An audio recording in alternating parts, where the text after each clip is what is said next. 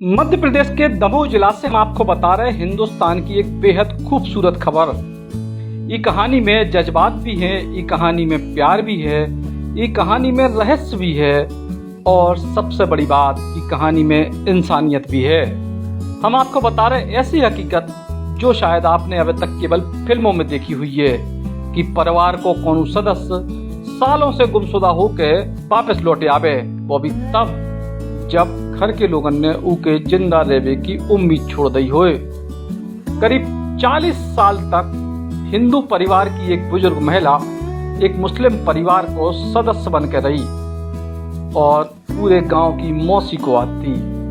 लेकिन तकनीक के जमाने में जब ये बुजुर्ग महिला की जानकारी उनके असली परिवार तक पहुंची तो परिवार ने महिला को न केवल खोज निकाले बल्कि अपने घर की बुजुर्ग महिला को लेके मध्य प्रदेश चले आए।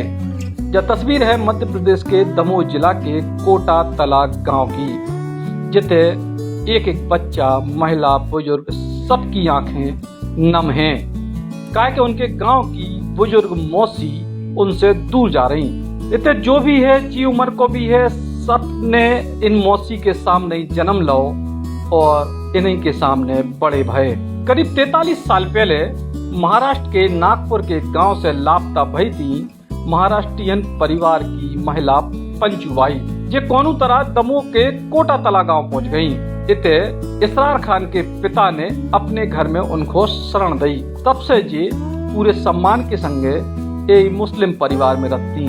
सोशल मीडिया पे कुछ दिन पहले बुजुर्ग पंचूबाई को एक वीडियो वायरल भाव, उसके बाद उनके परिजनों ने उन्हें पहचान लो, जो परिजन अब रहते महाराष्ट्र में। 43 साल बाद इन बुजुर्ग महिला पंचूबाई को पोता पृथ्वी कुमार शिंदे अपनी पत्नी के संगे अपनी दादी को लेवे दमोह के कोटा तला गांव पहुंच गए। लेकिन जब ये दादी मुस्लिम परिवार के घर से विदा भई तो गांव की पूरी मुस्लिम आबादी को एक एक बच्चा रोन लगे, सबकी आंखों में आंसू हते। जो दृश्य देख के दादी के पोता पृथ्वी को कहबो हतो कि वाकई सलाम है आप लोगन के ऐसे प्यार को। मुझे पता चला कि भी मेरी दादी 43 साल से जो खोई हुई है वो दमोह के पास में कोई छोटा सा गांव है कोटा तला करके, वहाँ पे इसरार भाई के यहाँ पे मतलब उनके घर में है करके पता चला। तो मैं आज उनसे मुलाकात करने आ गया। तो मैं आया हूँ नागपुर से। नागपुर में डिप्टी सिग्नल करके एरिया है पूर्व वर्धमान नगर में, वहाँ पे मेरा रहना है। तो मुझे जैसा ही खबर पता चली तो वैसे ही मैं और मेरी मिसेस हम दोनों साथ में हम तुरंत ही वहाँ से मतलब मुलाकात लेने के लिए आए हैं। तो मुझे पता चला कि इस गांव के जो लोग हैं वो बहुत ही मतलब भावुक है। इतना हमारे दादी से 43 साल से जुड़े हुए हैं कि मुझे तो आश्चर्य की बात ये हो रही है कि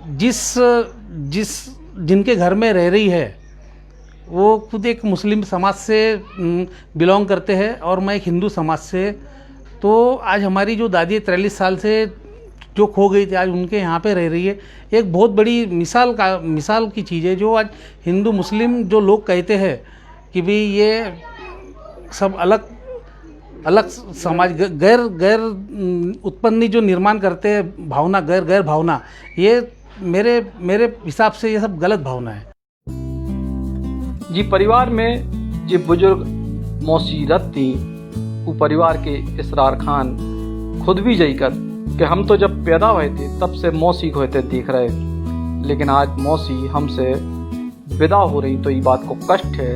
लेकिन खुशी ये बात की है कि 43 साल बाद मौसी को उनको परिवार मिल गया।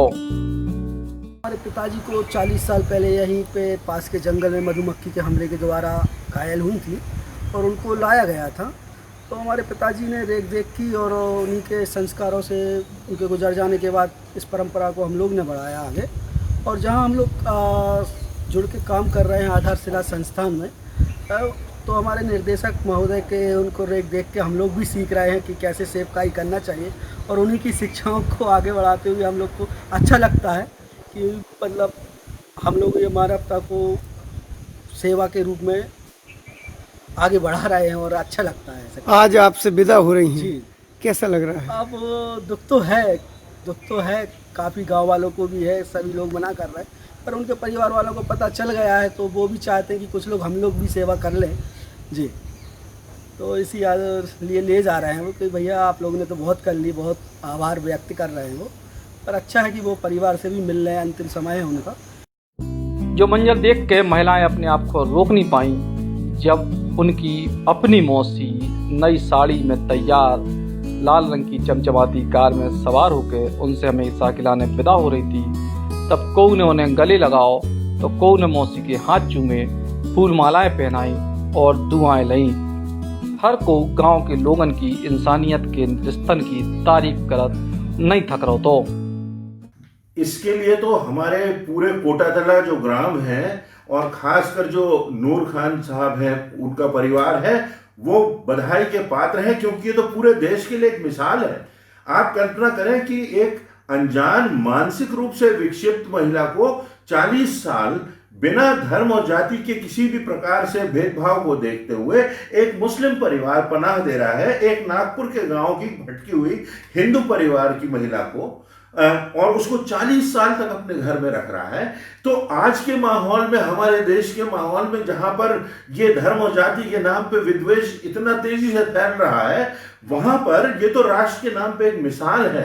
और हमारे जो सहकर्मी हैं इसरार खान जी और समीर खान जी और खासकर उनके माता पिता सम्माननीय नूर खान जी, उनका पूरा परिवार बधाई का पात्र है। हम सब तो बहुत आनंद से भरे हुए हैं कि ये पूरा समाचार सारे देश को तक जा रहा है और हमारे देश की राजनीति को भी ये प्रभावित करे, ऐसी मेरी आशा है। ऐसे टाइम में जब देश में धर्म को लेके अलग अलग तरह के विवाद सामने आओ, उस टाइम में एक हिंदू परिवार की महिला को मुस्लिम परिवार में इस तरह को प्रेम संबंध और सम्मान देख के वाकई बुंदेलखंड की संस्कृति और बुंदेलखंड के लोगन की भावनाओं पे गर्व हो वो स्वाभाविक है।